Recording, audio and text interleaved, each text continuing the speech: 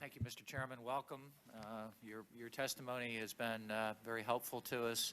Let me just replay what somebody said to us yesterday. I don't know if you were watching the hearing yesterday, but I think it was Mr. Picard with the FBI who at one point described Ramzi Youssef, one of the terrorists that was involved in a couple of the plots against the United States, and said that he could speak 6 languages, that he was a double major, a chemical and electrical engineer, and that he worked off a encrypted laptop computer. That's the kind of adversary, or the kind of enemy, the kind of terrorist, the kind of lethal decision-making that can go against the United States very quickly. My question, my first question to you, let me start with you, Mr. Brennan, is can you send a classified email with an attachment directly from your organization to Mr. Hughes's? Yes, I can. Can you send it, Mr. Hughes, to the FBI and Mr. Pistol? I can send it, but not with the kind of ease that we would like to be able to do in the future.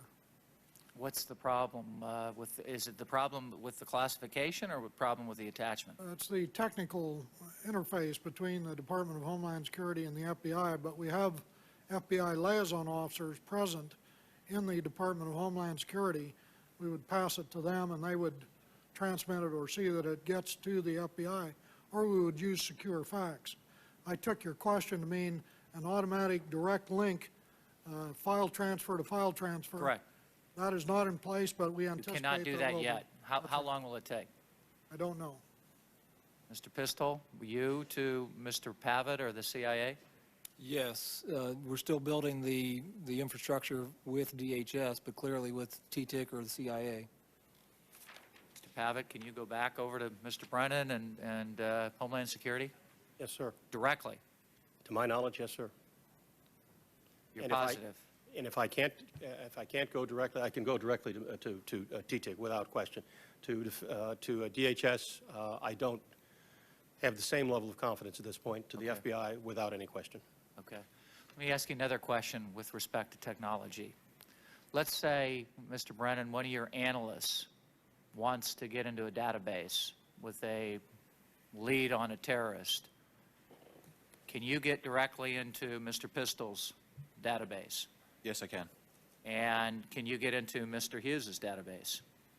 The databases that we have within TTIC that from DHS, yes, I have real-time access to those databases. And can you get into Mr. Pavitt's?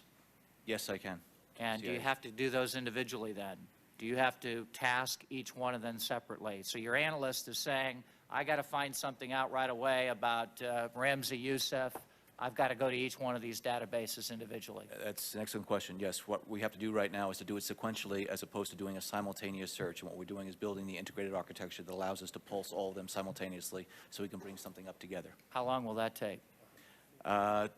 Good question in terms of how many of those databases we want to put together in that federated architecture, but over the course of the next year we're going to be building that.